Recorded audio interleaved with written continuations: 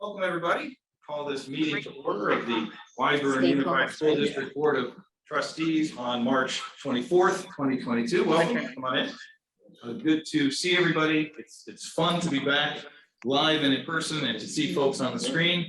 Let's start our meeting. It's a regular meeting tonight. We will have two special presentations and we'll be seeing those shortly. But as we start, may I have a motion, please, to approve the agenda? You have a motion? Thank you. Nelson. Thank you, Rebecca. And a vote, please, Ms. Subaki. There you are. Ms. Canetta? Aye. Dr. Coleman? Aye. Mr. Martinez? Aye. Ms. Happy? All right. So now turn to the flag salute. Mr. Bermudez, would you be so kind? I'd be honored. Please place your right hand over your heart. Ready? Begin. I pledge allegiance to the flag of the United States of America and to the republic for which it stands, one nation, under God, indivisible, with liberty and justice for all.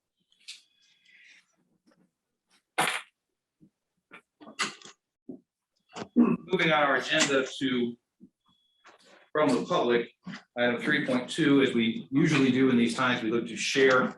We share the themes from Share Your Thoughts. There were no themes shared. There was no comments in Share Your Thoughts this period, so we'll go right to public comments. Remind everybody, whether you're on Zoom or in person, that we are bound by the Brown Act and other core governance that precludes us from commenting on your comments. We can merely hear them and listen to them, but they do make your thoughts will impact our future conversations and agenda items. Ms. Subaki, do you have anyone who wishes to make a public comment? I don't have anyone live, and on Zoom, I don't have anyone raising their hand. No. All right. With no public comments, we'll move on to our special presentation number 1, Rotary Mini Grants. Dr. Silvers, please introduce our guest.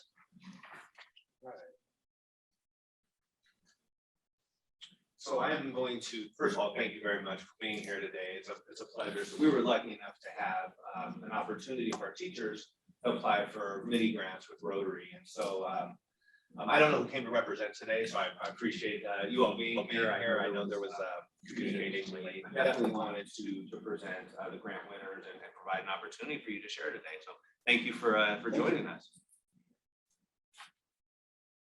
Nice to see you in person. Good evening. Good evening. Many years since we were here in person. Forever. I'm Tom Quintana. I'm a past president of the Hawthorne LAX Lennox Rotary Club. And this is Leandro Cardi. He's past president of our club, past president of Lawndale Club also. And I knew him when he was a kid. Which wasn't too long ago. Anyhow, for over 20 years, we've had the privilege of being able to give out mini grants on a competitive basis to school districts within our service area. And we've been supporting Wiseburg, of course, the Hawthorne School District, Centinela Valley Union High School District, Lennox School District, and Cimarron School, which is part of the LA Unified School District. That's the only campus of LA we have in Hawthorne. But just a quickie here. Rotary is a global network of 1.4 million neighbors, friends, leaders, and problem solvers who see a world where people unite and take action to create lasting change across the globe, in our communities, and in ourselves. From literacy and peace to water and health, we're always working to make our world better, and we stay committed to the end. The Hawthorne LAX Lennox Rotary Club has served this area for 96 years. We're not charter members, by the way. And we provide a range of community, vocational, and youth projects. We have a strong tradition of serving the education community with annual scholarship awards, sponsorships of high school interact clubs, and our teacher mini grant program, for which we're here tonight. We are able to present 5 mini grants to educators and youth districts totaling $1,250. Here's the important piece of paper that I think you'll want. Thank you. And Leandro is going to introduce the people, the recipients, okay? I thought I was gonna handle the cash. Oh, remember how that last time? It didn't work. Good afternoon, good evening, ladies and gentlemen, thank you. I understood this is your first in-person meeting and that you have a lot to discuss, so in the interest of time, I'm just going to read the certificate, the first one, in its entirety, and then just kind of abbreviate on the other ones. So that you can go on your business and probably talk for a few hours here tonight. But this certificate is presented tonight to Barbara Tank from the Answer School. And he says, the Rotary Club of Hawthorne LAX Athletics does formally recognizes and commend Barbara Tank from the Answer School for demonstrating initiative, innovation, and inspiration in shaping the future of our nation through the education of our children. In your name, this $250 grant is awarded to the Weisburn School District. On behalf of the grateful community, this 24th day of March 2022, which is 2 days after my 74th birthday. All right. And the second one, I'll just show you, same right here, is the same, but I read it is for Irma Smiley from the Answer Elementary School, $250 to purchase a lesson plan package and picture books to promote student understanding of first grade mathematical standard. The third one goes to Alice Davis, Cabrillo Elementary School, $250 to purchase age-appropriate, linguistically accessible books so that TK second grade special education students can advance their skills while also developing a love of reading. Our fourth is Kelly Shoemaker from Cabrillo Elementary School, $250 to purchase 3 new InstaLearn boards and related materials to help students learn and practice important reading skills. The last one is for Stacy Porter, Success Learning Center, $250 to enhance a container gardening program that teaches the connection between nature, the food supply, and the overall garden ecosystem. And with the shortage of our food supply that we have today, I'm sure she will be very grateful to receive this grant. In conclusion, I'd like to say that we also sponsor a Interact Club right here in this campus right here for the last 7-8 years. I was a sponsor advisor to the club for a few years while I had all my kids attending Da Vinci School. All my 4 kids, Abigail, Leandro, Lemuel, and Joseph attended Da Vinci here. And they moved on to UC Davis, where I have Abby graduated, and I have Joseph still there, and the other 2 are in other colleges. So I'm very proud to have been able to present this certificates over here for this recipient. And I look forward to perhaps doing this again for next year. Thank you. I would like to give this to Wendy. You'll distribute to the teachers. Were any of the recipients here tonight? We didn't ask. By the way, we have a Hawthorne product here also, a teacher, and she's in our Rotaract Club. Rotaract is the college level of Rotary. Well, gentlemen, thank you very, very much. You do this out of the goodness of your hearts. Thank you for recognizing our teachers at 3 of our school sites. I know this has been something you guys have been doing for a very long time. We really appreciate it. Thank you very much. We'll be back next year. Thank you. you. Hopefully in person. Yes. Yes. Thank you. Thank you. very much. We'll now move to 3.4, special presentation number 2. Mr. Perez is here, the Weisburn Unified School District Elementary Music Program. Absolutely. While Wendy's in that, I'd just like to thank you all for your hard work and dedication. Working with us through this pandemic you did an amazing job. And I appreciate you, Rebecca, welcome, and thank you for serving our community as well. Dr. Silvers, board, cabinet, and community watching from home, thank you for allowing me to talk a little bit about the Wiseburn music program. However, I will be specific to Anza, but know that these great things are happening across the district.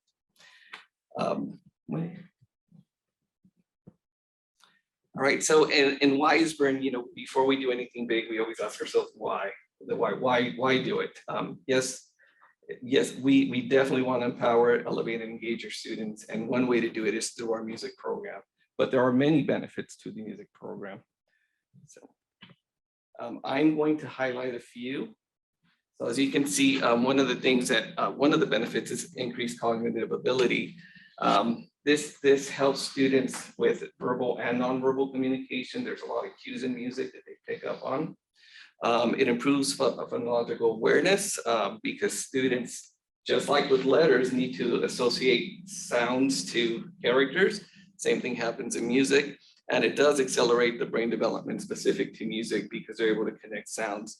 Now, that information is explained a lot better by a professional. If you want to watch that YouTube video, we're not playing that tonight, but it's there for your reference if you want to take a look at it later. There also has music also has an impact on life skills.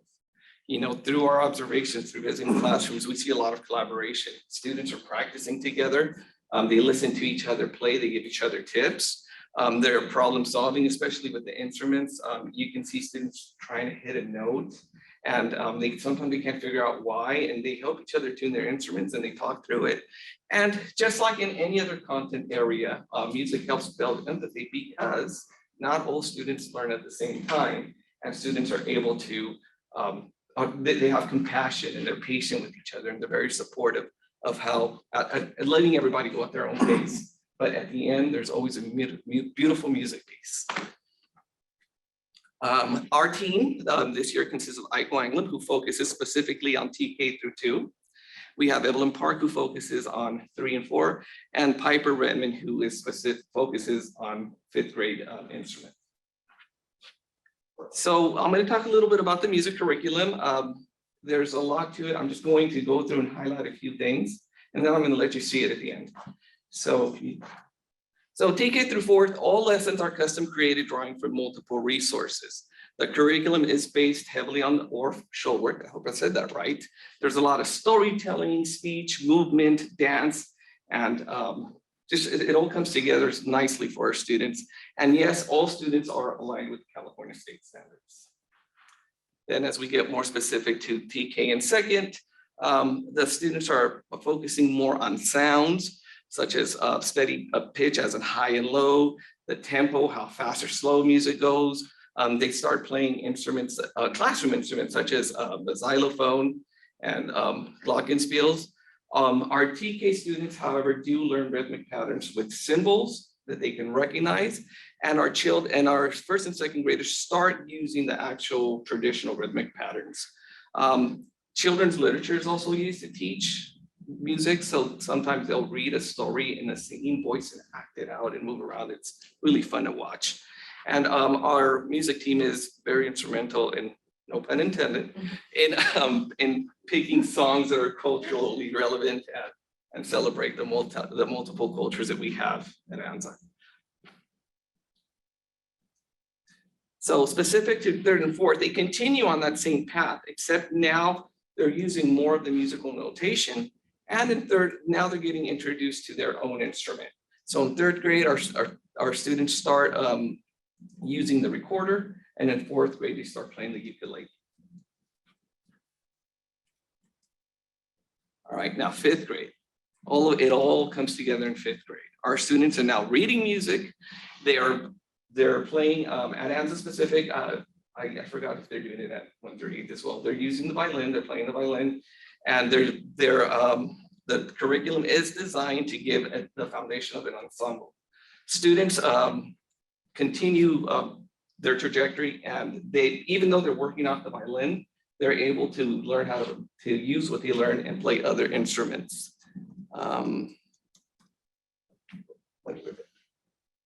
All right, now this is a trajectory that starts at TK all the way through the high school. So if you look at this in the beginning, TK through second, it's about beats, rhythm, movement, and singing. When they get into third grade, they're now looking at music notation. So they continue what they've been doing and they're adding music notation. Then instruments are introduced again, like I said previously, in third grade, and they continue on through all the way to high school. At high school becomes an option, and in the middle school, it is one of the electives. It's also available to them. All right, and finally, oops, sorry, one more thing. Our music team does collaborate with our gen ed teachers in multiple ways. So they do, through their conversations, they do select music that's tied to the curriculum. So some examples that I put up there is for social studies, they selected songs about Martin Luther King. For a science unit, they were actually singing songs about animal habitats. And I think there's a little clip of that in a minute. And for language arts, they were using the Snowy Day. The first grade classroom was reading the Snowy Day. And then in music, they were performing it and singing it and acting it out and creating the sounds that they might have heard. They collaborate for performances, you know. In a typical year, we have a winter show and then we have a spring show, and they talk together about themes. Now, we all know that even though our students get music once a week through a credentialed music teacher, that's not enough to get ready for a show. So they do work together to set practice times and other rehearsal times. And one of the things that our music team is doing is that they're using the same expectations that we use in our classrooms at our school in the music program. So we use SOAR, that's our acronym for Positive Behavior Intervention Support. They apply the same principles in music class. So with that said, again, like I said, this is all good stuff that's happening across the district, but I put together an ANZA TK through 5 music potpourri. Here we go. Wendy, I'm not sure if you're gonna have to do it. Here we sing. Rocky Mountain, Rocky Mountain, Rocky Mountain.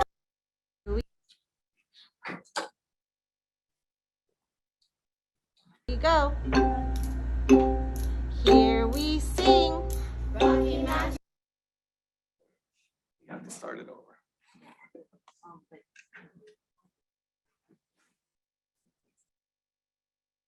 Please. We have no sound, Albert. Oh, no.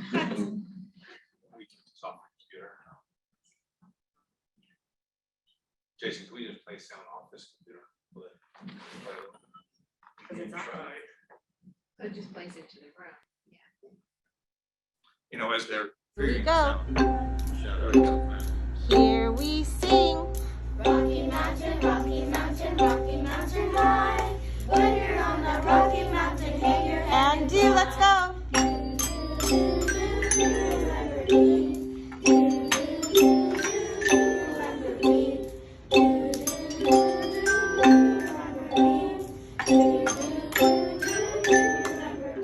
I like music class because of the fun songs and the Spanish songs. Thank you. I like music class because we get to play games with books and we get to learn how to do new things and sing songs. Thank you. I like music class because we Are you able to move your mic? We put these on there. Or we do it here? Yeah, we use one of these mics. Thank you.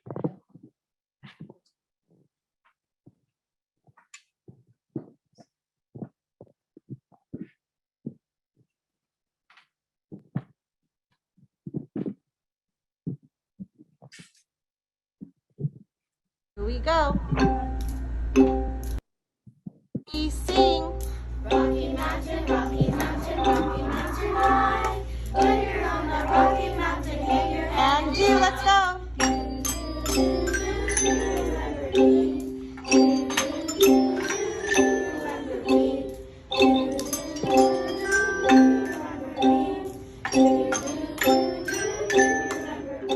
I like music class because of the fun songs and the Spanish songs. Thank you. I like music class because we get to play games with books and we get to learn how to do new things and sing songs. Thank you. I like music class because we get to play the instruments and we get to learn new songs like Spanish songs. I enjoy listening to the music. Ah, nice. Tamila, how about you? I like playing with the instrument. I also like last Christmas that we sang a performance Cheche Kule, and also what was the other one? We did some holiday songs. Yeah, and Santa Claus is coming to town. What was the third one? We did a Hanukkah song called C'est Vivant. Oh yeah, I like dancing. You like dancing? And then what about the orange? Can you pick a sound? Yes. C'est vivant. So. How to sing songs. Oh, thank you. Olive? Learning new languages. 2, 3, and long, full, go. And 1. Up to 2. Down to 1. Open A. And 1.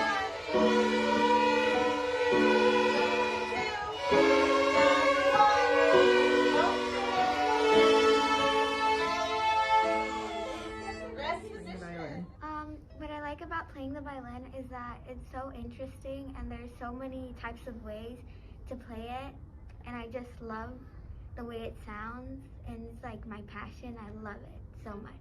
Awesome, thank you.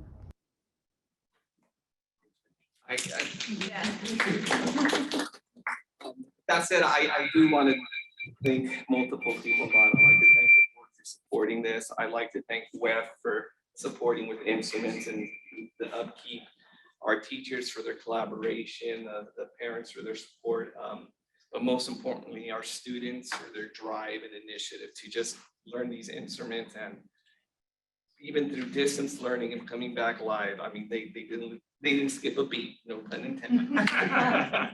Thank you. Thank you. Thank you. Thank you. Yeah.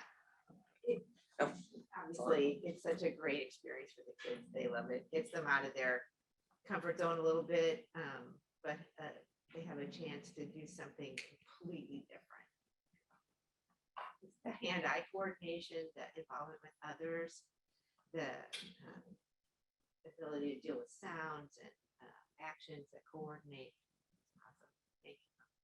I'm glad to see the music program extended down to the elementary level, down to the K level, which is great. TK level, amazing. Question.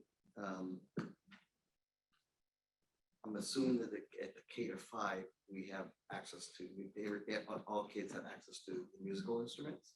Well, yes, percussion instruments, like the classroom instruments, like the xylophone and other triangles and stuff like that, they're all available for the TK through 2 students. But starting at 3rd grade, every student has a recorder. 4th grade, every student has access to ukulele. And in 5th grade, every student has access to the violin. And my question is, and I saw this in the 6 to 8, and I'm not sure if you know this, Albert, or not. Do the children have access, or does that become now more of kids that decide to go kind of that route?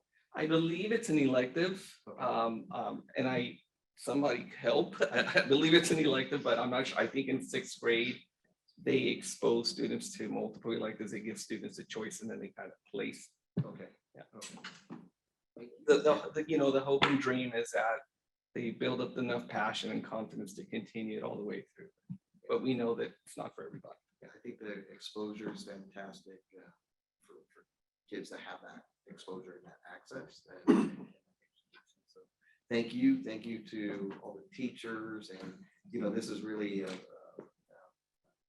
effort that's required by everybody. So that, like Neil said, the Education Foundation, everyone that contributes to it. So thank you. Yeah, thank you very much. I know my kids are in the elementary music program in the 1st and 3rd grade, so it's been wonderful that they've had that opportunity in the classrooms, and grateful to WEF for helping to support every kid to have the instruments all throughout Wiseburn.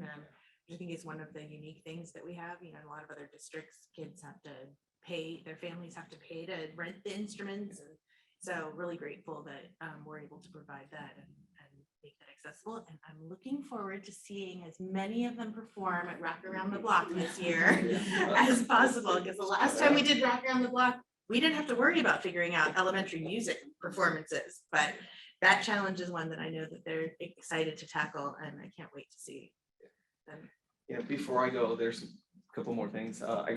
Kevin Etheridge, I forgot to thank him. He is the amazing photographer that's a parent and who takes all the pictures for, I used all his pictures on the presentation, so I want to make sure to let that known. And I know this isn't part of the presentation, but we had a very successful jogathon today. I'm a little sun-drained. It was beautiful to see the community back at Anza, smiling parents volunteering. So I just wanted to share that. Thank you, PTA. Thank you, Albert. And just a quick note of aside, it was fun to see the first slides where you're talking about the power of music and learning. That led to the reinvention and the recreation of WEF over 20 years ago. Those very factors are what led to WEF's creation. So it's fun to see it carried forward. Thank you very much for being here. And you do not need to stay. Thank you very much. Thank you. Thank you, Albert, very much. All right. Please pass it along. I will. Yeah. Information, section 4 from the board. Well, we start at the end with Rebecca. Okay. Thank you, Neil. So I had a couple of things that I wanted to comment on tonight. The first was that in my application for the board, I noted that I'm especially interested in working with the district to more effectively engage the community and school families around programs for and services for exceptional students. And those with IEPs and 504 plans, as well as our gifted and talented students. And I know I've been in touch with a colleague of mine in Manhattan Beach who currently chairs their Special Education Advisory Council, or SEAC, as they call it, which is comprised of parents and teachers and administrators. It includes representatives from each of their school sites. And the purpose of, I would like to see us look into bringing something like that to Wiseburn to more effectively engage the families and to provide a forum for them to provide us input, as well as just a place for us, for the district to receive community feedback and input about the special education services and programs, and to provide educational opportunities for our families. I saw that as a representative on the Community Advisory Council for SELPA, I found those presentations to be incredibly helpful, and I know SEAC in Manhattan Beach has been providing some of those similar trainings to their families, and I'd love to see that happen here. So I'm looking forward to more conversations about how we can make that happen, and seeing if we can do things like beef up our website to provide resources and programs and things like that. So I look forward to speaking more with Peggy and with Blake about how we can, and Eileen, as appropriate to do that. Second, I asked about this, but I just want to say here that I know that we used to have a wonderful plethora of after school enrichment activities for our students on campus, and that's been difficult during COVID restrictions, but now that some of those restrictions are lifted, I'm interested in an update on the plan for bringing back vendors on campus to provide enrichment activities like chess and tennis, foreign language, art, all of those wonderful things. And I would love to know if there's any chance that we could have on campus after school programs this school year, after spring break, potentially, but I understand that time is of the essence to get that to happen. So, and then I'll reserve my other comments for when we get to the school calendars. I have some questions about that. So, thank you. Thank you. Our Vice President, Ms. Martinez. Thank you, Neil. Comments are short tonight. Just glad to be in person with my colleagues around here, and obviously with the administration, and obviously I welcome the public now back in person. So nice to be here, and I'm also looking forward to the working group sessions that we're beginning with Da Vinci, and I'll be sitting with Rebecca on the arts, music, and sports program.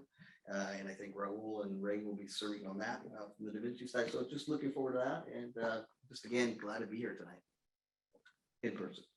Thank you, Nelson. Ms. Ganetta. Sure. Hello, good evening, everyone. I also am glad to be here in person. It's been 2 years. board meeting in person. It's phenomenal to think about that. And it was just last year at this time around spring break, we were trying to figure out if we could bring students back to the classroom, wasn't it? Just last year at this, around spring break time. So, you know, without getting too religious, God bless us all. And, you know, I'm glad that we're here. I'm glad that we all made it, you know? When you think about the troubles that people had, and I want to congratulate Blake and our board, our staff, our teachers, our principals, Wendy, everybody, because we did it, you know? And that's a pretty strong thing to be able to say. Proud of everyone and very grateful as well. We're really looking forward to Rocking on the Block. I want to volunteer, you know, please put my name down for doing something. I'm not sure what. No. Okay, I'm going to the right, not just anything. Okay. I don't know if whatever we'll talk about it, but I'm really looking forward to that this year. And excited that when I get out of the house in the morning, it's so crowded with parents and students to get out of the community. So I know we're back. And I'm just grateful for that. So that's all. Thank you, Joanne. I'll tie in your comments on April 30th is Rock Around the Block this year. I was told that if you still have something to contribute to the auction, it is welcomed pretty close to the last minute. So please make your contributions. Also want to tie into Nelson's comment about the working groups. Dr. Silvers, if we could make sure we add working groups updates to the agenda for future agendas, we want to make sure that we don't forget that. Relative to Da Vinci and the working groups, also Da Vinci's graduation is June 9th. June 9th is a scheduled board meeting day. I'm scheduled to have a grandson on that day too. We will celebrate all. My son and his wife are due. Congratulations. So those are at 11, 2, and 5 p.m. So we may want to look at a new date or have a conversation on that. Maybe 8:30 instead. The evening? Eastern time. There we go. Let's do it. You need poison darts. All right. Or not poison, but anyway.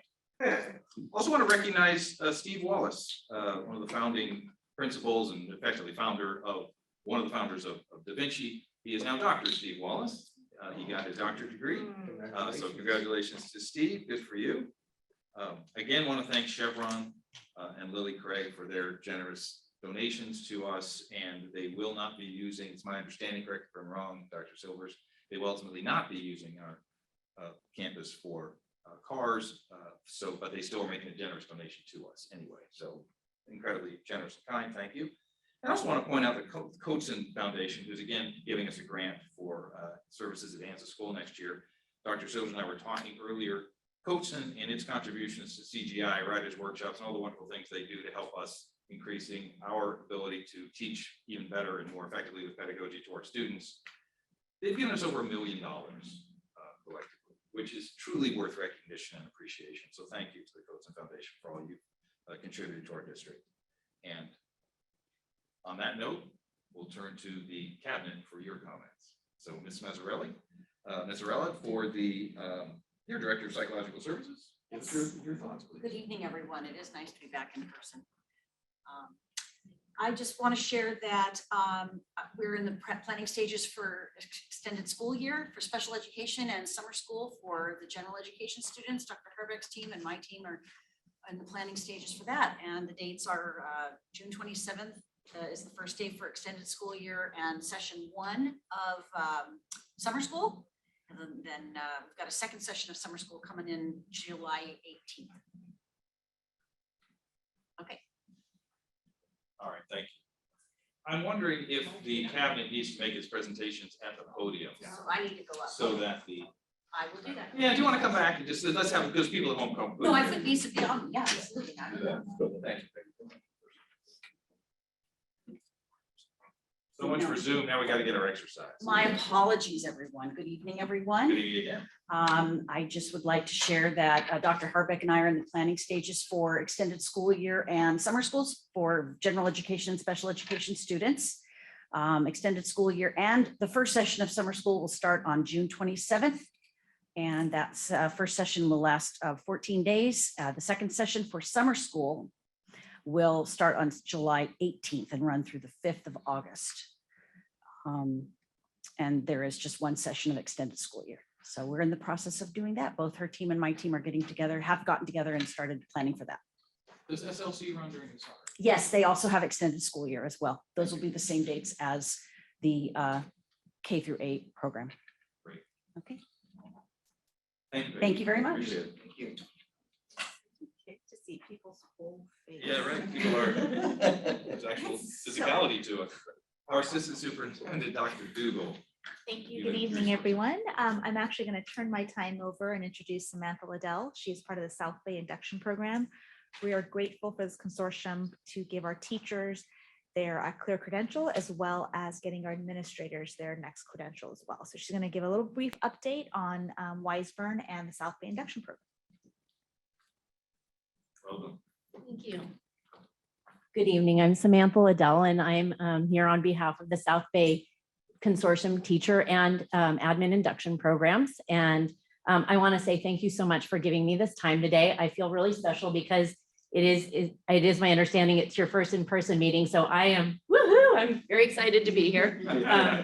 Anyways, I'm just going to take a brief time. I know I have a very brief time, but I want to just explain how the program works and what your involvement is and the structure. So currently, originally we had a teacher induction program that was consortium, and Wiseburn is a member of that program, and as is El Segundo, Hermosa, Manhattan, and Redondo and Palos Verdes. I am a alumni, if you will, a professional alumni of Redondo Beach for 29 years, and then as a principal and a classroom teacher. And I went to PV 4 years ago when this program, when Dr. Pat Marisich retired. So I've been there for 3 years and have just taken the program through accreditation. And we have two programs. We've got the teacher induction program, and our vision really is to build reflective habits of mind in teachers. So we are really focusing, it is no longer the old, if you know anything about BITSA, it used to be that was considered a very box checking, very kind of task oriented program. We are really more focused on instructional coaching, and we help teachers plan lessons. We help them set goals. We help them plan and then we observe them, and then we analyze the learning that is done in those lessons, and then we make decisions based on that analysis. And so it's really a coaching cycle that we take them through, and they were required to do 2 coaching cycles per year. They're in the program for 2 years, so that's 4 coaching cycles. So we're really trying to establish, like I said, that reflective habit of mind where they're looking at what are they doing, rather than pointing the finger at students or parents or whoever else, but what can I do as a teacher to improve my practice so that I am meeting the needs of all my students, regardless of race, gender, color, learning needs, language needs. So that's where that vision comes from. And then if we could just go back, so the administration induction program, the Clear Admin Induction Program, I inherited that. We are building that up right now. There is a lot of room for improvement there, but we are building that. So we are currently providing just a really job embedded program. It is standards, we're getting it standards aligned, and we're trying to build capacity in new administrators with just empathetic coaching, listening, problem solving, student-centered decisions, where we're really focused on improving, on making administrators feel comfortable about their decisions. And Alberto Paredes is one of our coaches, and so is Dr. Arbeck, and Dr. Dugal is on our advisory board. So we are very fortunate about that. But I just want to be clear. So the consortium, the teacher induction program is you are a member of that. You pay into it, part of the, and I will get to that. But the admin induction program is not part of the consortium. So, and I will explain that a little bit more, because that impacts the collaboration that we can have and the communication over both programs. So here's the teacher enrollment comparison. I know this is no news to you that you have new teachers on board, and we are grateful for them as well and all the hard work that they are doing. But you can see here are the member districts. And you can see the change in the enrollment over the years. You can see Wiseburn has doubled. Ask you a question. Yeah. So I know that this year we had probably more new teachers than ever. So is not every new teacher participating in the program? Oh, so, okay, so it's just new teachers who are fresh out of their university programs. Got it. Thank you. So many new teachers may already have that. They might have come from. They've already cleared their credential. Perfect. Thank you. So this is the path to clearing their credential, either as a new teacher or as an administrator. If they don't have this program, how do they do that? Well, that's the benefit that you provide for your new teachers. Yeah. Truly, it's a benefit that you Okay. support them. Otherwise, they have to go to LACO, they have to go to Cal State Dominguez, but they have to clear their credential through with the Right. state. Okay. Good question, thank you. I think I'm ready for the next slide. So this is the PV lead is the admin induction program, and this is what the numbers look like over time. And just to give you a little context, my former boss started the program because in Palos Verdes we had a lot of new administrators, so he wanted to provide something in-house for them. And then when he went and took another position, I took over the program, and so you'll see just a change in numbers, and Wiseburn has quite a few candidates in that program right now currently. And here are the comparisons for Wiseburn. So you can see.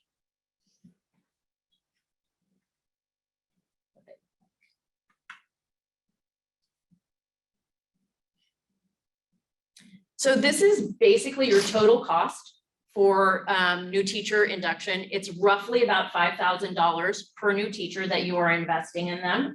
And I know they appreciate that. And let me tell you a little bit that the cost, what goes into that is $2,000, mentors are paid $2,000 plus benefits for a stipend they are required to work with the teacher 1 hour a week on the things that I mentioned, like lesson planning and things like that. Also, they're also required to work on them with what we call just-in-time support, which is, how do I set up a student study team meeting? How do I, how do I contact a school psychologist? What do I do about, how do I refer my student for gate if so those kinds of things.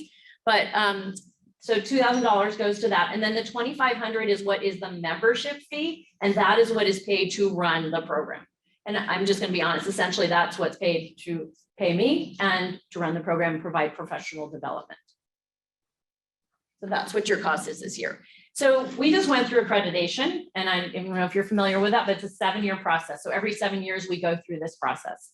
So these are the findings in general, and I'm just going to briefly summarize them. Basically, what the state said is that we need to have, and when I mean we, Palos Verdes as the LEA, as a local educator, needs to have more systematized processes in place, basically, so that if I go away, somebody else can take over the program. So, and part of the accreditation findings that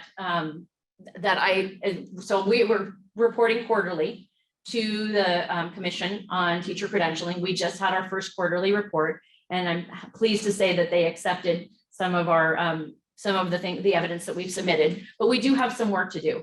And the big part that we have to do is around this collaboration and making sure that you all are all aware, so that it's not just me in my little office in Palos Verdes making decisions that benefit all of these candidates. So that's why I'm here tonight, just to make you aware of the collab. So one of the things that we're trying to do is recruit more people of diversity and excellence.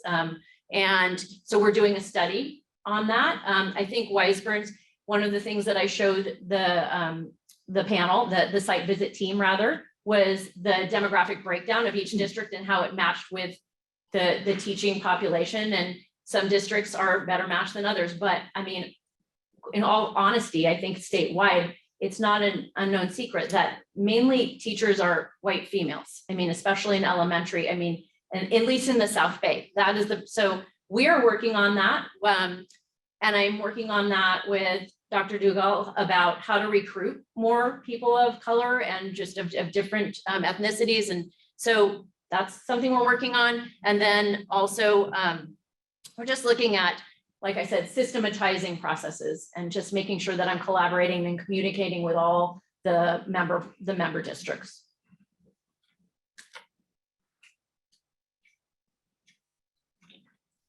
So those were the common standard accreditation findings over all programs. And here are the separate ones for each program. So as you can see, the accreditation, what we're trying to do is, and some of these things, these are the things that have been approved, and we are building on the knowledge and skills gained during the preliminary program, which means whatever teachers have done in their prelim programs, we're building on that. We're setting the goals based on what they did. Now, as we know, those preliminary programs, right, were online for a couple of years. So we are really working hard to make sure that teachers, that we're filling some of those gaps that were not addressed just because they couldn't be, because teachers couldn't be in person with students. And so that's what that building on that preliminary prep first bullet. And then, one of the things that we focus on is teaching mentors how to using best practices of adult learning theory, so that when they are working either with their candidate or when they are receiving professional development, we are doing it in their best interest, not wasting their time. And then, and just again, documenting, making sure we have a very clear documented process for recommending credentials. In the PB Lead program and the admin program, we have, like I said, we have more work to do, but again, just that formal collaboration with organizations just through partnership agreements. So one of the things that is in discussion in our advisory board is, do we want to have it? We currently have an MOU with you for our teacher induction program, but do we want to develop one for our administrators? And we need to look at what are the future possibilities for openings in administrative positions. A lot of people are leaving, and so do we want to support our own? One of the things, I know we have a candidate right here who is in our admin program, and Monique Ingram, and she just started. And one of the things that candidates are saying why they like that program is because it is local. They have local contacts. They don't have to drive to Laco. So that is one of the benefits. But we're also just trying to provide. Is that my time? Okay. Well, those are basically the accreditation findings. And I just wanted you to be aware, there are some, those are the results. You just really quickly, you can see that we in the teacher induction program, everything that has been was surveyed, we are above the state in almost every category there. Basically the coaches are the kind of the real positive of the program. Candidates really appreciate the trust that they have with their coaches and with their mentors. So thank you. Do you want comments, questions? I had a quick question. Please. In the BITSA program for the predecessor, we had mentors, coaches of our teachers. Are they experiencing a different training today than they did then? Is there a different coaching for them to coach? Absolutely. So we partner with New Teacher Center, and they are an organization that believes in disrupting predictability, if you will. And so we're really focusing on equity. We're focusing on observation, on how to observe and give appropriate feedback so that they will. So it's very different than it used to be. Yeah. Well, we. Please. Yeah.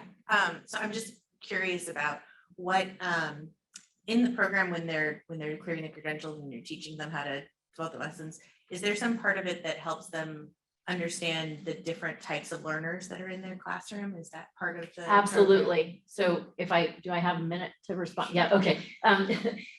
They have to select 2 case study students, and they are required, they select them based on, we ask that they select them based on the thought that maybe they will challenge their practice. So there are no like specific guidelines as there used to be, which was you had to choose a special ed student or you had to choose an English language learner. Now it is up to the candidate and the mentor to decide who am I going to choose, but they should be choosing people who are really going to challenge them. So they may be that special ed or that GATE or that EL student. Thank you. Well, thank you very much for letting us know and learn about this program. Thank you so much for having me. Oh, I'm sorry, can I ask a quick question? Absolutely. Thank you so much for being here. Really Thank you for having me, really.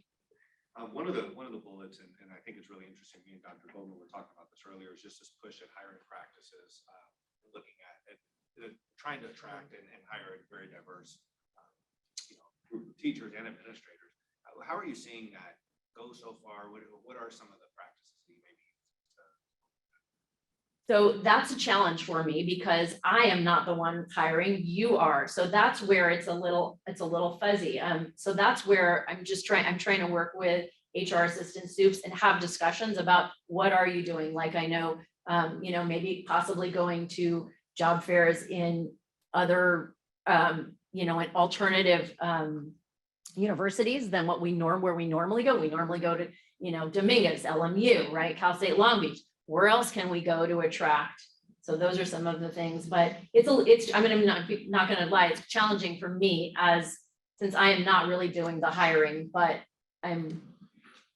so if you have ideas, please, no, I am open to them, I'm sharing, so that I can report them to the state. Do you, in fact, thinking about that same concept here, do you have access to training for that or advisory councils to help with that topic? They do that, I believe, in their own district, Just so within the district yeah, itself. they do it. Okay. Mhm. Okay. Sounds like there'd be interest, probably not only from our district, but many on this subject, so. I would love to come back and be able to report to you in a year's time what we've done.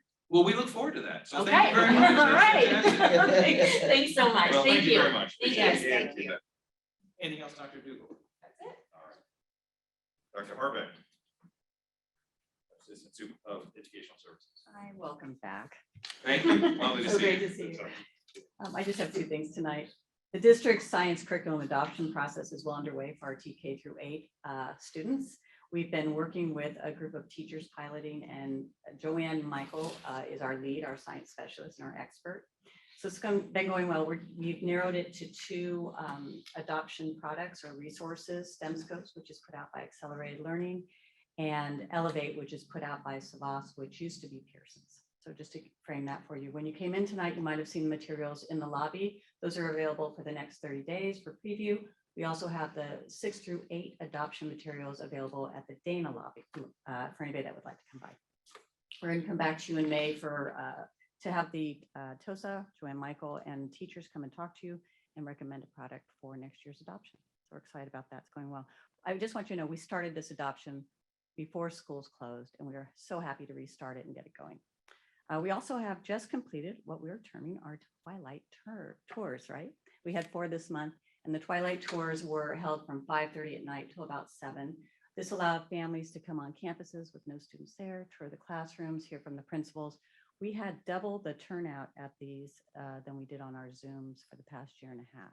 Very popular. We had probably over 400 RSVPs and about 70% showed up. So we felt very good about that. And Dr. Silvers was there and I was there. And it was really nice to walk through the classrooms freely and really not disturb learning. So we think this might be something to keep. I'm just going to throw in really quick. Dr. Goldman, you spoke about the postcards going to space on Blue Origin, I believe. So Joanne Michael. I didn't talk about it now. But reference it, please. Okay, so Joanne Michael, this is an add-on. Joanne Michael worked with our principals to start a project that she heard about outside of the school where Blue Origin has separated a payload just for student postcards to go to space. So these postcards go up. Every student was given the opportunity to do it voluntarily. And on one side, you write, what do you think Earth needs? Why does Earth need space? They can draw a picture or write. And on the other side, they write a letter to their future self. It's going to go up in space, we think in the spring, and then it's going to come back down. And it's going to have a stamp on it that says flown in space, and all the students will receive those back. So we have 1,200 postcards. That was great. So we're very happy for that. We're thankful to Joanne Michael for that too. That's my report. Thank you. And before you leave, the adoption will come back to us when? May 14th. May 14th. All right. And that'll be K through 8. All K through 8. Perfect. Well, thank you very much. Thank you. Dr. Silvers. Good evening. Good evening. Good to see you. My name is Mike.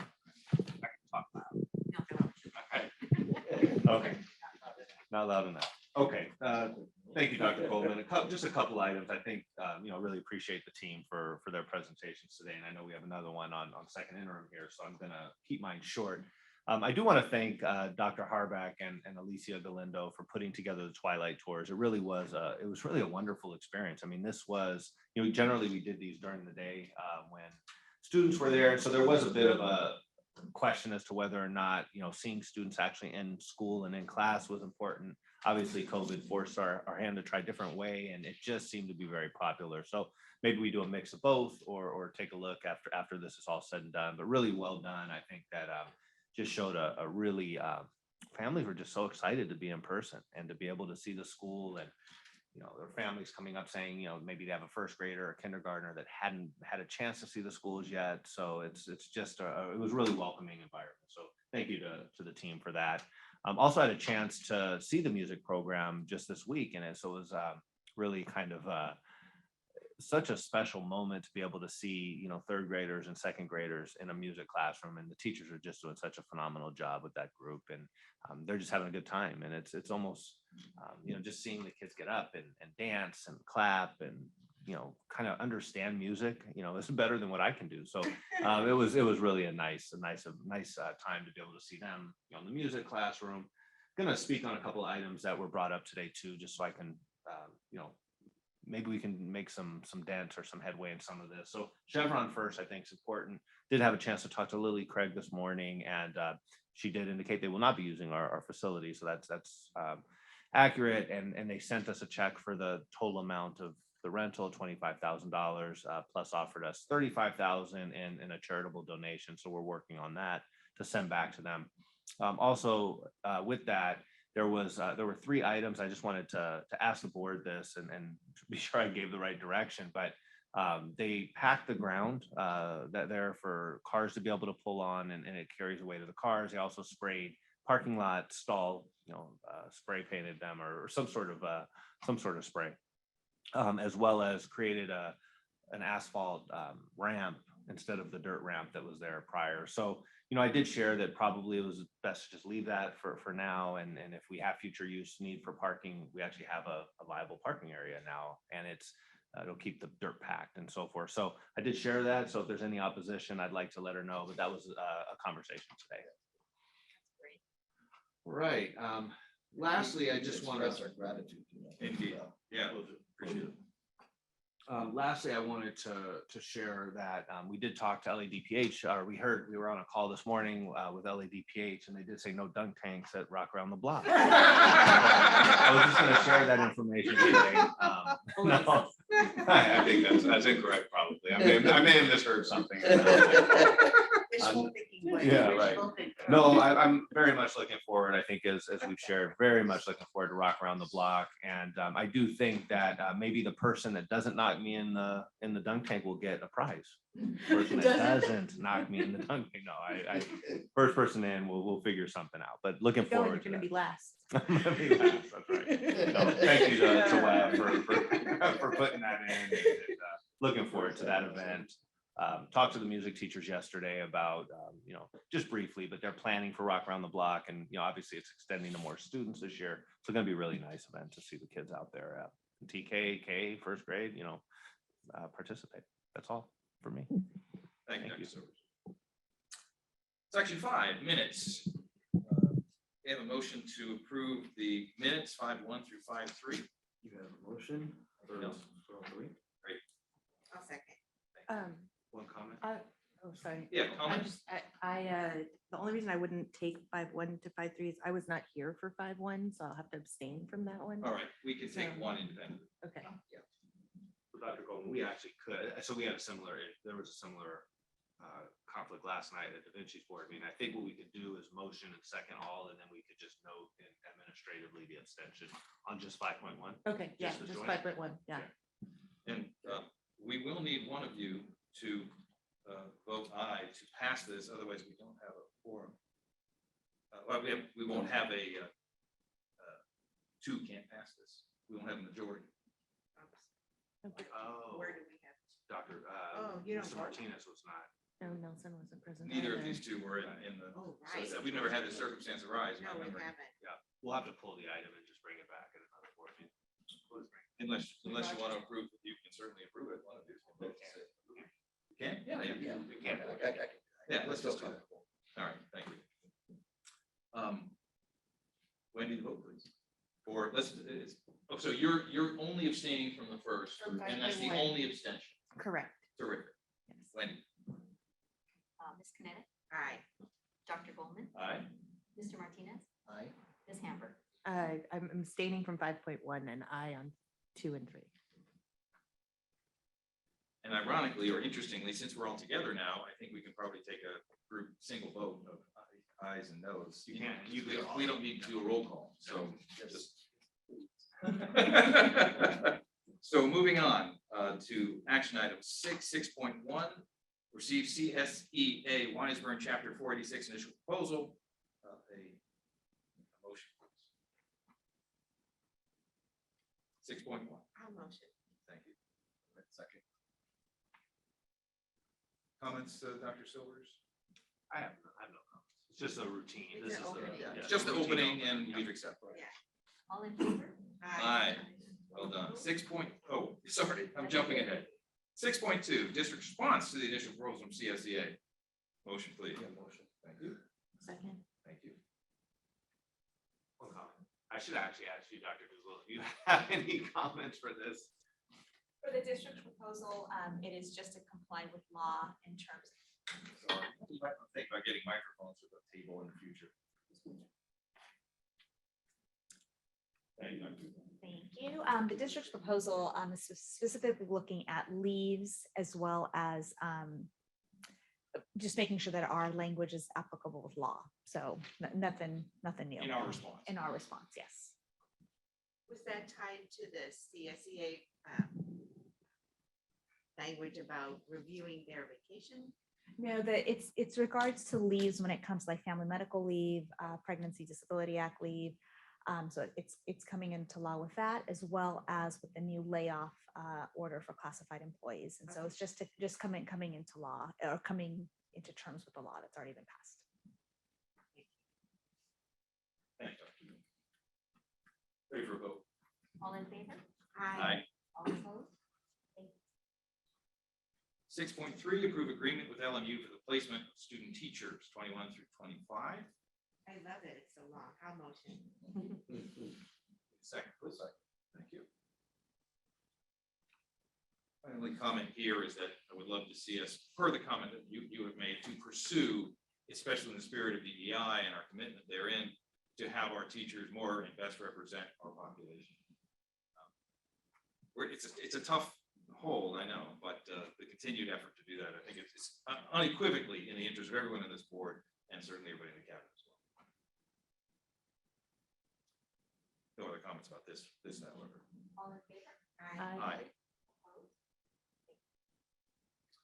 6.4, approve 22 through 23 school calendars. Motion, please. Second. Comments? Go for it. Ask a question first. Are there questions or comments here? Yeah, I mean, so I saw the note, I do have a comment. I saw the note that you're working on the final stages for the 23-24 school year. So I just want to encourage us to continue to have those 2 years up at a time. I know some folks have started asking where they are and what's going on. So I'm, yeah, so I just want to note that. And then I also wanted to note that there are certainly a lot of hardships for our families, for students who have kids in the lower grades and kids at the high school when the schedules are not harmonized, including start dates, breaks, holidays, those sorts of things. And for this school year, I know that there are some discrepancies between when our high school students and our lower students are come in, go out, go to break. And just, I'm curious about what we do to make sure that the Wiseburn and Da Vinci high schools have a schedule that is in harmony with the Wiseburn lower elementary school, middle school calendars to benefit the students and families in the district. So that's, I also will note that I know a number of our neighboring school districts that are unified school districts have a single calendar. So I'm also curious about what we're doing to try to, get to that sort of place across our. Dr. Silvers, why don't you talk about the process? Sure. So I know that we have made movement, and I'm going to look to Eileen a little bit on this because I know that she was working on it. But I did have converse with Dr. Wonder on this, and I believe that Thanksgiving, winter break, spring break are consistent. It's some of the pupil-free days and then the start of school, I know, has always been a challenge. We negotiate our start to the school year, and Da Vinci starts a lot earlier. So we have some work to do there. I think there's some collaboration that still needs to happen. I would like to bring the 23-24 calendar back to this board as it is essentially, and then look to that third year. So I know Dr. Coleman, we talked, and I had to sort of frame it first for myself before I had the right answer. So just making sure that we get the 2 years in advance, and then start working through our working groups and even in our other conversations to try and maybe push ours back a week. Again, I'm not committing to anything yet. I think we need to still have those conversations, but potentially moving ours back a week. It's probably going to be challenging to get it completely synced up for the start of the school year. My guess is we can probably maybe move a little bit on each side, that she maybe move it a little bit closer. We're a lot better than we were a couple of years ago, so it just continued to move forward. Yeah, I just having 2 kids, we've definitely made improvements in that. So I think that process has been helpful. I believe on the winter recess, I still think that eventually gets that extra week. It's a 3 week, right? It's a 3 week. Yeah, but At least our 2 weeks are within those 3 weeks. exactly. And for most part, all the recesses have been aligned. So I concur with that. I think this is also a great item to add to governance, don't you think? Sure. They don't have enough to deal with governance. Just so Rebecca knows, this is something we've worked on a lot. Yes, yeah. I don't doubt, I've listened to other board meetings and I appreciate that this is an ongoing discussion, but I just, in the interest of making sure that we're continuing to note that there are discrepancies between those sorts of things and that we're hopefully moving on them, because I know that there are families that find it to be a hardship when they have, especially when the older students go back to school so much earlier and they can't watch the younger kids anymore. I think it will be difficult. It will be due to the differences in the length of school year. It will be different to align them, but I would argue it's more important that within the school year time is aligned rather than the start. If we can, obviously the major holidays, if they're not aligned, we'll hear that endlessly. So to the extent we can get pupil-free days aligned, that'd be a godsend. So more conversations to have. The other thing we've made improvements on is even the calendar, the elementary and the middle school calendar. We've worked on improvements. So it's one of those. Yeah. Sisyphus type projects. Newbie prerogative. Yeah, they look pretty aligned. So one thing too, I just wanted to clarify too that April, I know I said in here, I wrote in here that we're aiming to bring the calendars. I think it's more of a commitment than an aim. But I just want to say, our goal is by April 1 to have these calendars done every year. So we're about 20 days behind this year. We'll get that next calendar April 20th at the board meeting, and then next year by April 1st we'll have the 24 or 25 calendar, right? So we'll just keep one. So we have two calendars. Think I answered? Yes. Any other questions? Thank you. And thank you, Eileen. Approve the calendar to a vote. All in favor? Aye. All opposed? Thank you. Thank you. Now we need to post. Yeah, thanks folks for doing this. These are really Arduous task. so hard to do. Item 7, action items, facilities. These are the piggybacks, piggyback 1, 2, and 3. These are the partnerships in which we've negotiated with providers in the past. Others can use these negotiations to get a discounted rate, and they would get themselves. We get a piece of that. So it's a win-win for us. I need a motion here. I like the motion 7.1 through 7.3. Thank you. Okay with everybody. Second. Thank you. Maybe I don't think you need much discussion here. All in favor? Aye. All opposed? I would ask that, I don't know if there's any purchasing we're doing that would lend itself to further piggybacks, but obviously keep that in mind. Item 8, ask fiscal. I believe we need to take these independently. Approve 8.1, approve second interim report and all related budget revisions and transfers as a positive certification. I believe, Greg, you're going to help us with a presentation. Well, he's coming to the podium. May I have a motion, please? Thank you very much. Good evening, Dr. Coleman, Superintendent Silvers, and members of the board. It's a pleasure to be here in Wiseburg. And yes, I do have a presentation for you on your second interim. As you know, the second interim is a bit delayed. I want to thank the county for their gracious permission to allow us a couple extra weeks to put it together as you go through a change transition here in the district and the business office. So I'm happy to be here and happy to provide the presentation. So similar to what you have seen, we followed the similar format.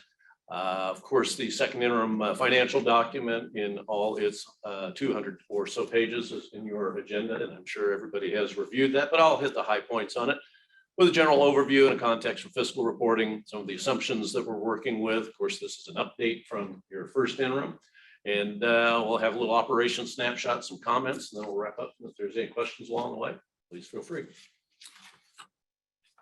Next page. So as the board is aware, the budget is a cycle, and that budget starts with budget adoption on or about June 30 of every fiscal year. Shortly thereafter, you close your books, you get unaudited actuals to find out where you really ended up in the previous year, which sets your fund balances going forward. As we move forward in the current fiscal year, you do receive an update as of October 31st. You usually see that in December at your board meeting. To see how your progress to your plan is working. Revisions are made. Before you get to your next update, however, you do receive your audit from the prior year from your auditor, which if there are adjustments, resets the balances on your general fund and other funds in the event there are some adjustments. And the next step is actually where we're at today. And it is the second interim update to your previously adopted budget. And in this update, we do have changes that we'll ask the board to adopt, which will in fact revise your budget. So with that, that is the cycle, and we're launching into starting to work on next year's budget. So the cycle continues. Just in some detail for the audience and the board, as well as a reminder, I mentioned you have 2 interim reporting periods. First interim has been received. We're now on second interim. Each one of those interims are required by the state and county superintendent to certify your financial condition, not only for the year in which we are reporting, but for 2 subsequent years after that. There are, of course, 3 different certifications. Positive, which has a gold star, which we're presenting you a report today and recommending a positive certification. It says the district will meet its financial obligations for the current and 2 subsequent years. And of course, there are other certifications where districts will not do those conditions.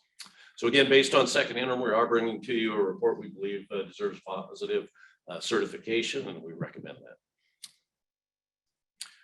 There's a lot that goes into the fiscal picture, of course, and we draw on a number of resources for that.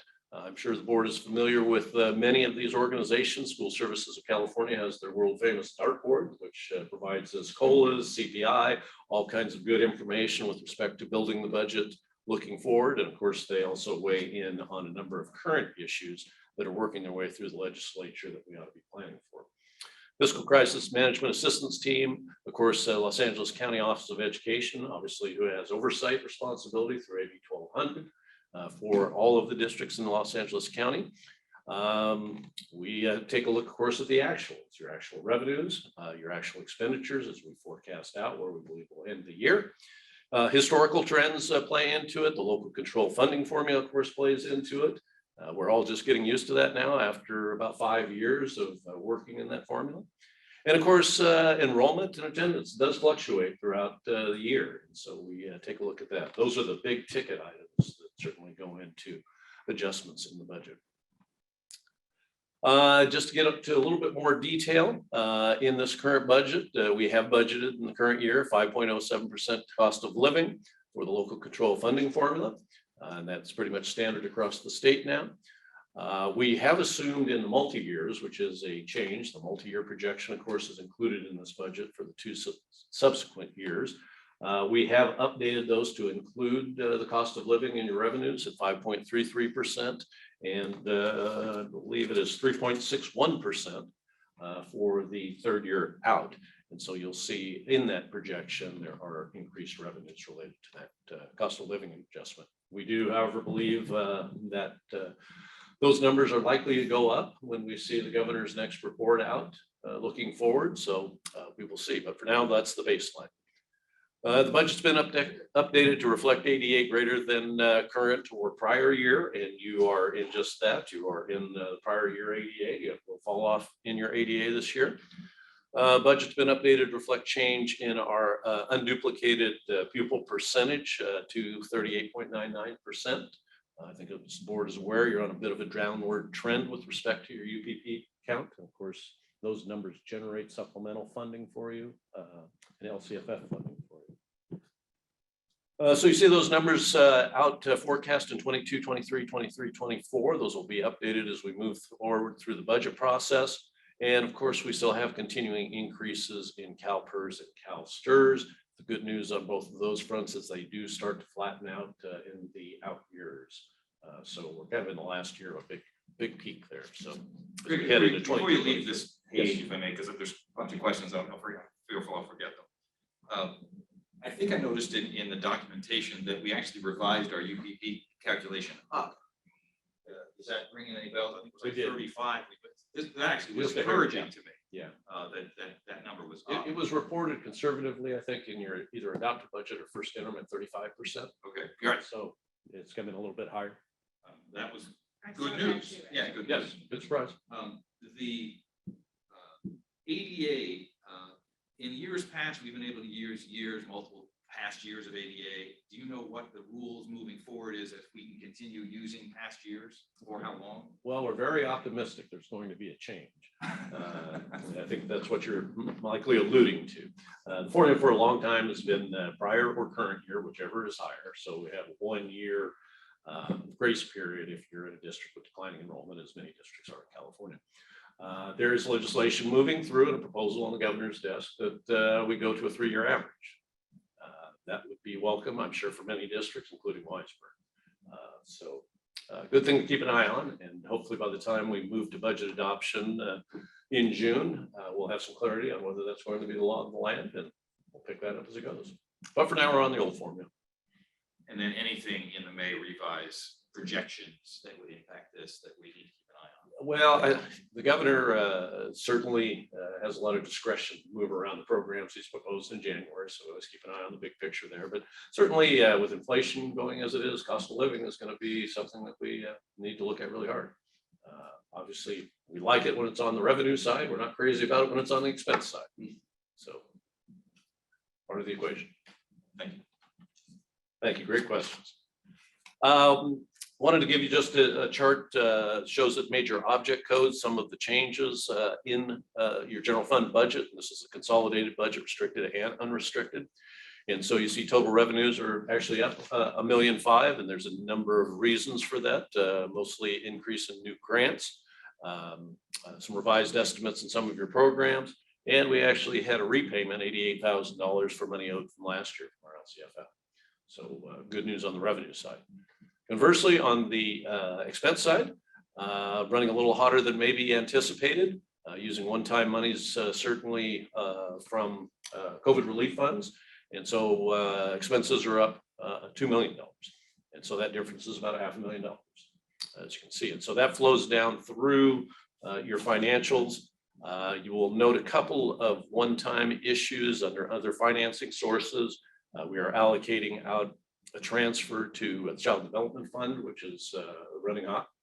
And so we can true up that fund. There's some conversation about possibly closing that fund or rolling that operation into the general fund to the extent that it continues. So you'll be in position to do that as you balance the budget in Fund 63.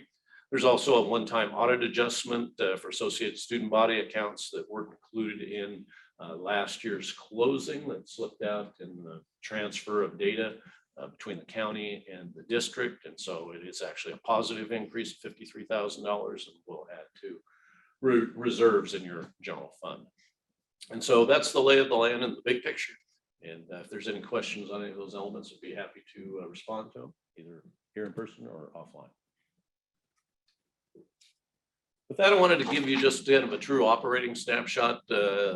As the board's aware, your unrestricted side of the ledger is really your discretionary part of the general fund.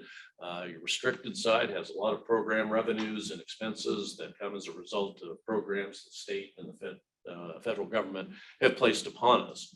And so we keep a good eye on the unrestricted side of the ledger.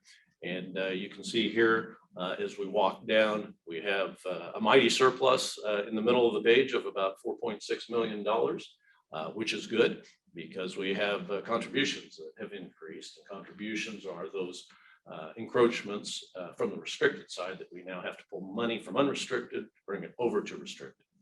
And so at the end of the day, much as I mentioned on the prior page, you see a total surplus deficit of about $500,000. And so that's grown from your first interim, but it's because you're spending a lot of that restricted money and we're having to bring over and cover some of that. So just one item in the big font there on the upper right of the screen to bear in mind, although you have $7.87 million in general fund reserves at the bottom line, it's important to keep note that those are classified again in the two categories, reserved and unreserved. Your unreserved are discretionary. Your reserves are for specifically for programs and for supplemental uses and serving students and the community. We keep an eye on the unrestricted balance, as I mentioned, and so out of that $2.258 million that are there, we have reserved 3% for your reserve for economic uncertainties, and so that's $1,027,000, and we have $1.2 million that is unallocated. And that unallocated is going to come in handy as you look at your multi-year projections. You can see you'll still be running a deficit next year, so you'll be living a little bit off of what's in the bank. As we build the budget, we'll be working hard to balance the budget so you do not have that deficit, and look forward to bringing that to you in the future.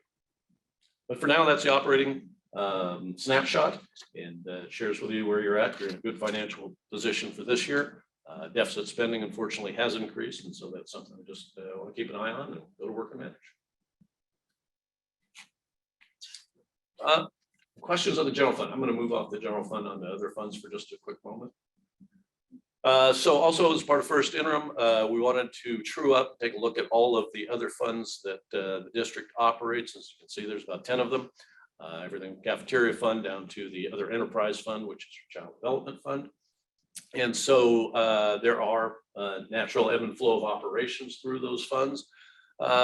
Generally speaking, these were all within range of plans. The building fund, Fund 21, I'm sorry, the post-employment benefits fund was housing some reserves for some litigation that I understand was paid out.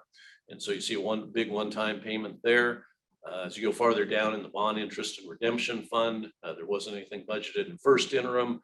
I assume that's because the bond schedule and payment schedule wasn't yet available, but now that we have that, we can plug that in, and so we know that you have reserves right now of 8.6, but those transfer out to pay bondholders their interest at the time that it's due. So that's just a natural ebb and flow there. The other enterprise fund, as we mentioned, it's a little bit of an irregular fund. You notice the negative numbers, and what you're doing there is you're accruing liability over time of the staff that are there for their other post-employment benefits. In the event you want to bring that back into the general fund, that will be incorporated into your general fund liabilities for other post-employment benefits. And so, as I mentioned, that reflects the one-time transfer of $192,000 out of the general fund to get you basically to a cash balance of $20,000. And we'll keep an eye on that. And if you decide you want to close that fund and move it into the general fund, you certainly can do that. I would do that at the end of the year as we close the books.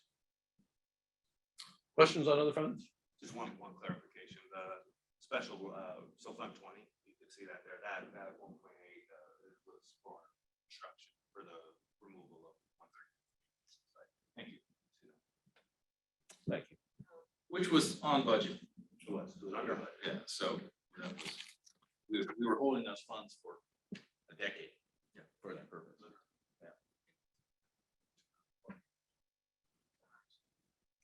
And last Shepherd. So what happens next? We'll ask the board to certify tonight so we can send the second interim on to the county superintendent for review. But some of the big picture items that will come next, governor will release his, not his initial proposal, he's already done that. So we'll be refining 22-23 LCAP, which is in work. Staff will continue to review one-time revenues and costs associated to align the restricted resources, as the board's aware of. We will prepare the estimated actuals for 22-23 as we work through the budget development process. And of course, we'll go through the hearings for both LCAP and the budget in June and ultimately adopt a budget. That may or may not be before California State adopts its budget for next year. So I look forward to talking with you about the budget as we work toward June and budget adoption for 22-23. Is there any other questions for me? I'm happy to field it. Thank you. Thank you very much. Yeah, thank you. Appreciate you handling this transition. I know it's been a challenge. It's a pleasure to be here. You've got great staff and really enjoyed the time here. Thank you. Thank you. No comments, Wendy? All in favor? Aye. Aye. All opposed? Thank you. Action item fiscal 8.2, ratify approved miscellaneous receipts and purchase orders. We have a motion, please. Motion. Thank you. Second. Thank you very much. Questions or comments here on either of these? I had a question on arbitrage because we don't necessarily typically see that in schools. That was on the purchase orders, arbitrage, rebate, and yield restitution. I've just never seen that before. Yes, usually doesn't happen. Usually doesn't happen. I don't know exactly the full conditions of it, but it relates to a TRAN, which is a TRAN the district issued, I believe, in 2020 for cash flow purposes. And the truth of the matter is you earn just a little more interest than the government would have liked you to. And so we give it back. Really? Yes. Wow. I could go on for a while about this, but not specifically Wiseburn because I know the history of trans, I know the history of arbitrage. So maybe one day we can talk about that. But Yeah, you don't typically see arbitrage happening in a very conservative school district. well, the government really doesn't like a nonprofit agency borrowing money at municipal rates and then earning interest on it. Wow, I can't win for trying. Wow. All right, that explains it. Thank you. And I also did want to recognize, no, it's not. Yes, it is here. No, it's not. It's later. So that was it for my questions. Any other comments or questions on it? I've seen that more with bonds, right? That's the rule. Yeah. But not In in this that case, PO. no, not a PO. All right, call the question. All in favor? Aye. All opposed? Thank you. Action items consent, section 9. I think we should take 9.1 and 2 together and hold 9.3 and 4 distinctly. We have a motion, please. You have a motion for 9.1 and 9.2. Thank you. Second. Thank you very much. I did want to comment here a thank you to the business office for adding the total column. Recognized, appreciated. We can see that this is only $300 instead of having to figure out what the calculation is. So thank you very much. Any other comments or here, folks? All in favor? Aye. Aye. All opposed? Thank you. 9.3 and 9.4, motion, please. Motion. This is for, and second? Second. Thank you. Extended school year. Ms. Mazzarella, maybe you can give us just a little background here on these services.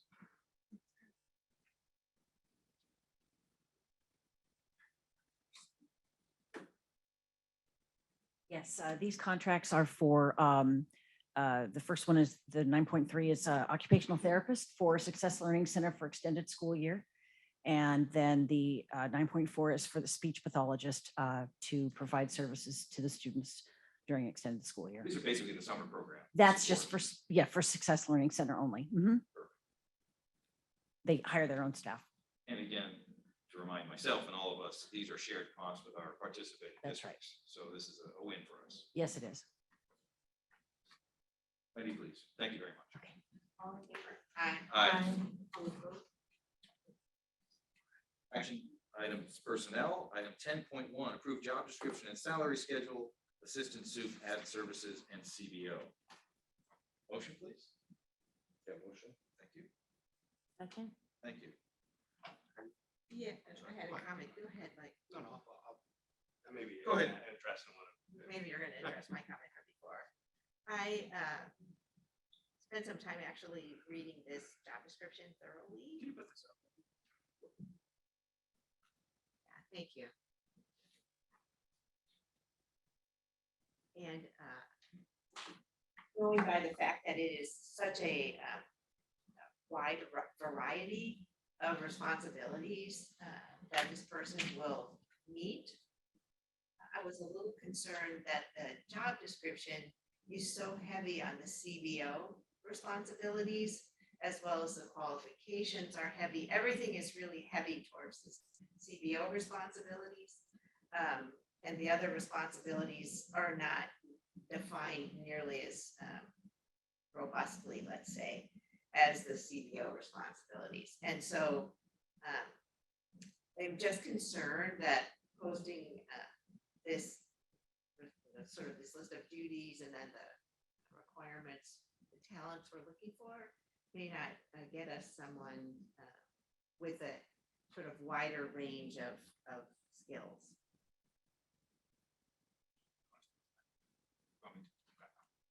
So I think, one thing is, I think it's a comprehensive job, as I would say, most of the cabinet positions, it's across the spectrum, especially in a small district. So I don't know, Greg, if you have any idea, but I would just say that our search is for a very specific person, a very specific skill set.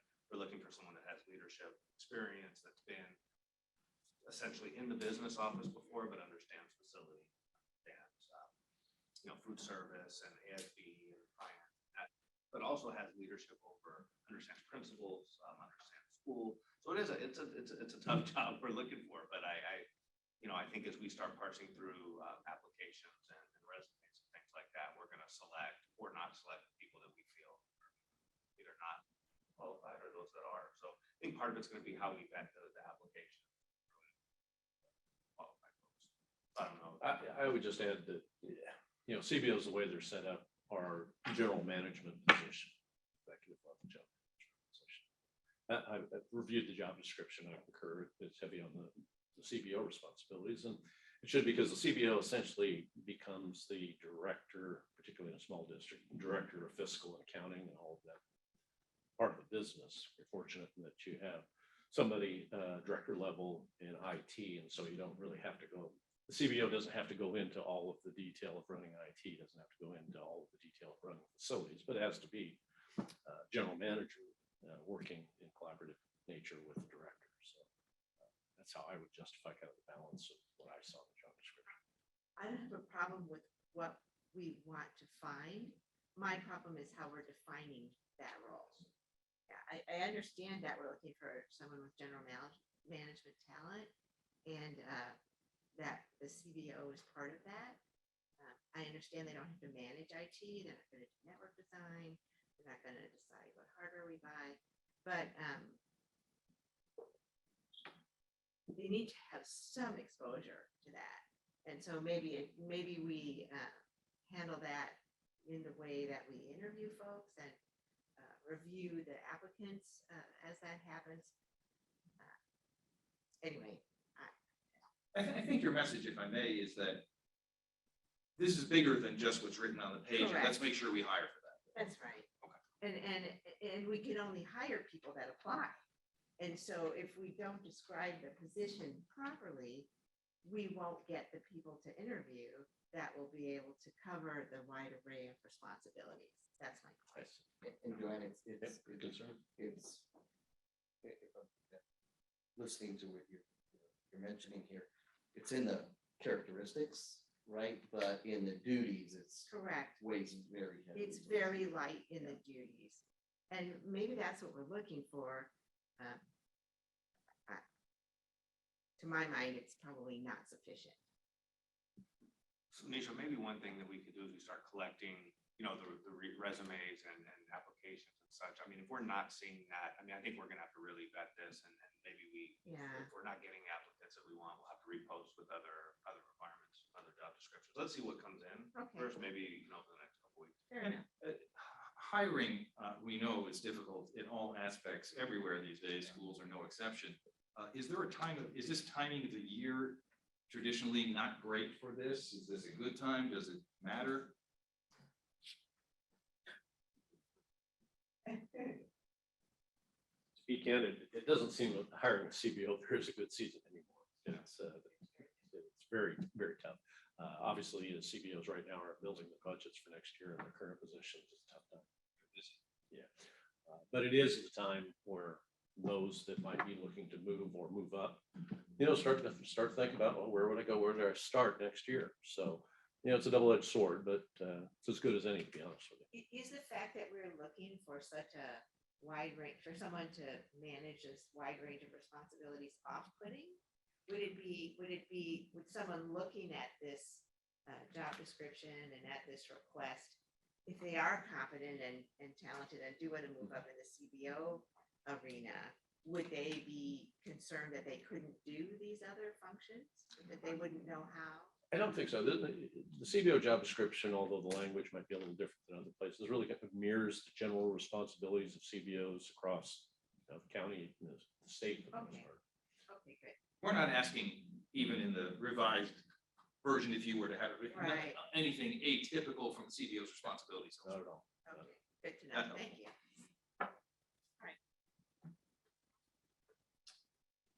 All in favor? Aye. Aye.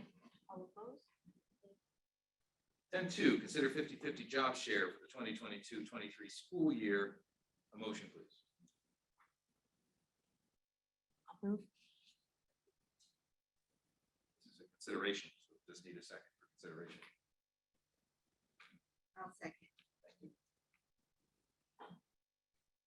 Dr. Silvers, I think you guys had a recommendation for us from the cabinet level. Yeah, I think I would recommend, we've had these ongoing conversations over the last, year, particularly related to hiring, being able to fill, a 50% position is very, very challenging. I mean, a full-time position in some cases is challenging.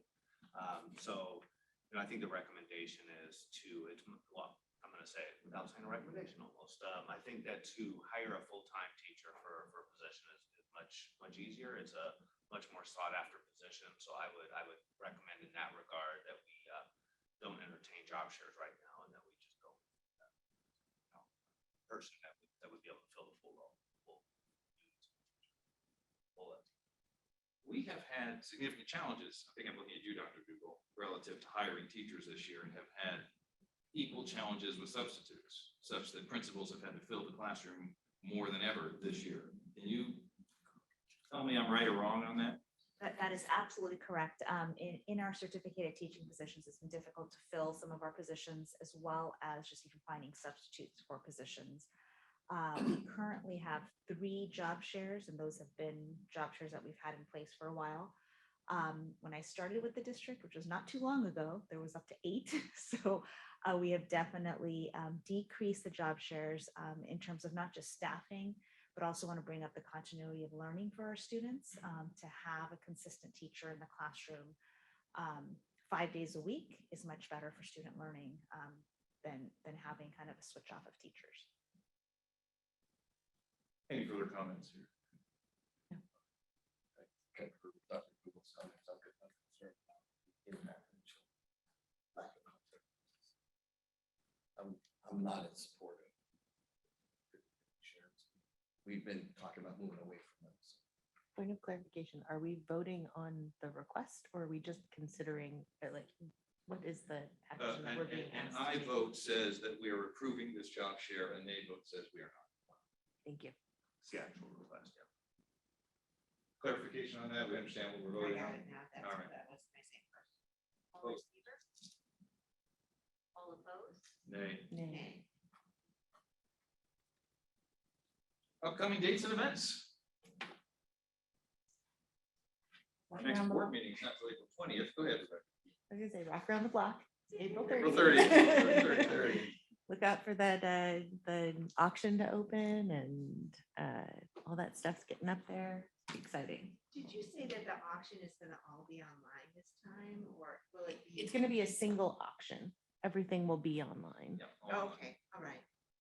And So it there's actually not gonna be concludes the day after Rock Around the Block. Okay, And you won't be taking your items, they'll be after the fact. okay, got it. Okay, Won't be a live auction. On site.